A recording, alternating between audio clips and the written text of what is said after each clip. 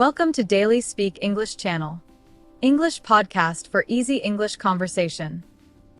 Welcome to Daily Speak English, the podcast where we make English feel less scary and more like something you actually can do, one small step at a time. I'm Daniel.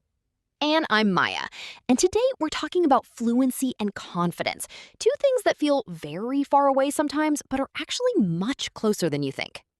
By the end of this episode, you'll understand why fluency is not about perfection. You'll know how to calm your brain before speaking, you'll have real phrases you can use when you freeze, and you'll understand a simple method, we call it something later, that will change how you practice every single day. This episode is perfect for A2 and B1 learners. And that secret method? It has a name. A very good name. Stay with us. Okay, so let's start with the first truth, and this might surprise some people. Say it. Fluency is not about speaking fast. It's not about having zero mistakes. Fluency is about keeping the conversation moving.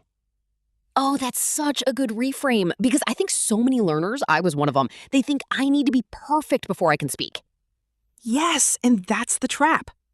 It's like waiting to swim until you know everything about water, theoretically. Exactly, you will never get in the pool.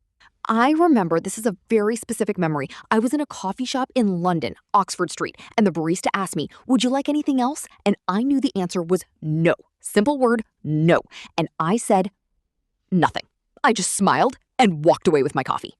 You just smiled. I just smiled and walked very fast. Because the pressure of the moment, the real situation, it shut me down completely. That word, shut down, I want to stay here for a second. When you shut down, it means your brain stops working the way you want it to, like a computer that freezes. It doesn't mean you're stupid, it means you're human. And this is connected to something called anxiety. Anxiety, that's the feeling of worry and fear that comes before something difficult. In English speaking, anxiety is very common, even for native speakers. Wait, really? Really? Public speaking is one of the biggest fears in the world, in any language. So the second truth is this. Confidence doesn't come before speaking, it comes from speaking. Oh, say that again. Confidence doesn't come before speaking, it comes from speaking. You have to do the scary thing first, then the confidence shows up. A little late, like a friend who always arrives after the party started, but they do arrive. I have that friend. We all have that friend. So the misconception, the thing learners believe that isn't true, is I'll speak when I'm ready. But you're never ready. You become ready by speaking. And here's something that helped me. When I started practicing English seriously, I was hesitant. Hesitant means you pause, you're unsure, you don't go forward easily. I was hesitant to speak to anyone, even in simple situations. What changed for you? I started making small bets with myself. Like, today I will ask one question to one real person in English. Not a speech, one question. And that built something. It built momentum. Momentum is like energy that grows. When something is moving, it's easier to keep it moving. A small action creates momentum, and momentum creates confidence. Exactly. And the opposite is also true. If you hesitate every day, if you never speak, the silence becomes heavier and heavier. Like a muscle you never use.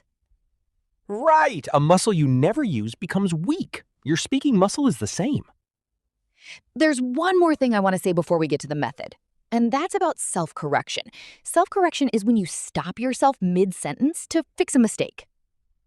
Which feels responsible, right? Like you're being careful. Right, it feels good. But actually, too much self-correction while speaking breaks your flow. It's like hitting the brakes every 5 seconds while driving on a highway. You go nowhere very carefully. Exactly. The goal is to communicate, not to be a grammar textbook walking around. Communicate first, correct later. That's the rule. Okay, we promised you a method. Here it is. We call it the SPEAK framework. 5 steps. Each one is a word from the word speak. S. Start small. Don't begin with big conversations. Begin with one sentence, one question, one answer. Small is how all big things begin. P. Pause on purpose. When you feel panic, pause. Breathe. A short pause is not weakness. It's control. Native speakers pause all the time. It sounds natural. E. Expect mistakes. Don't be surprised by errors. Expect them, like you expect traffic on a Monday morning. They're coming. That's fine. Drive anyway. A.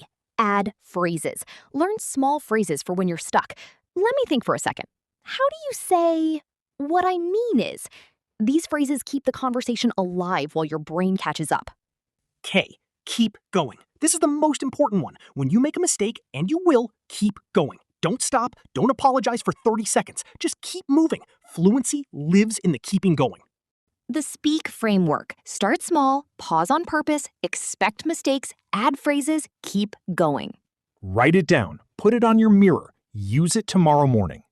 Stay with us for the word tour. And if this method helps you, share this episode with one English learner today. Just one. That's all we ask. Okay, word tour time. These are words from today's episode, and we want to make sure they're really yours now. First word, fluency. Daniel, what does fluency mean in plain language? Fluency means speaking smoothly and naturally. Not perfectly, but without stopping every 2 seconds. It's about the flow of your speech, not the lack of mistakes. Example, her fluency in English improved after she started watching English films every day. And you don't need perfect grammar to have fluency. You just need to keep moving. The feeling of the word, fluency sounds like freedom. It's a positive goal word. When you say someone has fluency, it's a real compliment. Fluency. Fluency. Next word, confidence. Maya? Confidence is the feeling that you can do something. It's quiet but powerful. It's not the same as being loud or showing off. You can be soft-spoken and deeply confident. Example, he spoke with confidence even though he made a few mistakes. And confidence doesn't mean having all the answers. It means being okay with not having them. Confidence is a word that feels warm. It's encouraging.